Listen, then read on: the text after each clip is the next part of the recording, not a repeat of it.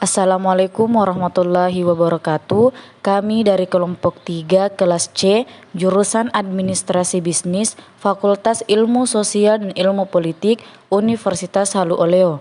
Di sini kami akan menjelaskan tentang kondisi geografis Indonesia dalam mata kuliah Wawasan Kemaritiman yang disusun oleh Rahmayanti, Waode Lili Fasad Maharani, Vina Selvia Dangga, Firda Adrianti Ismail, dan Winda.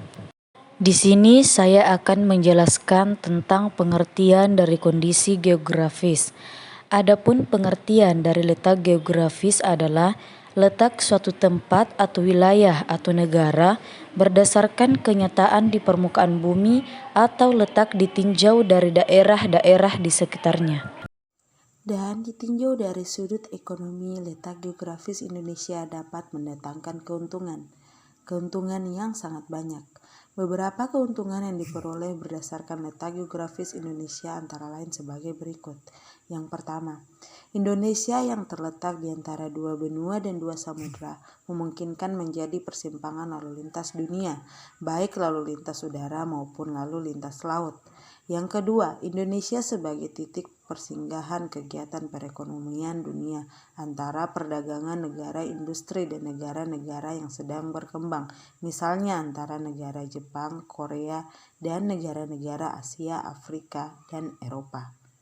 Pengaruh letak geografis Indonesia terhadap beberapa aspek antara lain. Yang pertama, aspek ekonomi. Memberi dampak positif bagi negara dalam rangka meningkatkan produktivitas ekonomi dan menambah sumber-sumber pembiayaan bagi pembangunan nasional. Yang kedua, aspek sosial. Memudahkan bangsa Indonesia berhubungan dengan bangsa-bangsa lain sehingga proses interaksi sosial lebih dinamis. Yang ketiga, aspek perdagangan. Frekuensi perlintasan kapal melalui Indonesia akan semakin tambah tinggi dan perkembangan teknologi akan semakin besar. Peta ini adalah peta jalur perdagangan kontainer dunia. Dalam wilayah Indonesia, terdapat 3 alur laut kepulauan Indonesia yang dapat digunakan sebagai lalu lintas pelayaran internasional. ALKI 1 terdiri dari alur Selat Sunda, Karimata, Natuna, dan Laut Cina Makassar. ALKI 2 melalui Selat Lombok, Makassar, dan Laut Sulawesi.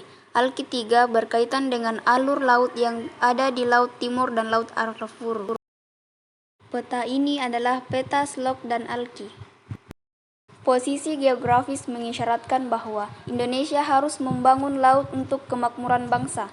Pembangunan Indonesia semestinya tidak hanya didasarkan pada potensi sumber daya alam saja, tetapi juga didasarkan pada posisi geografis yang hanya dimiliki oleh Indonesia. Sekian apa yang dapat kami presentasikan. Kami dari kelompok 3 mengucapkan terima kasih.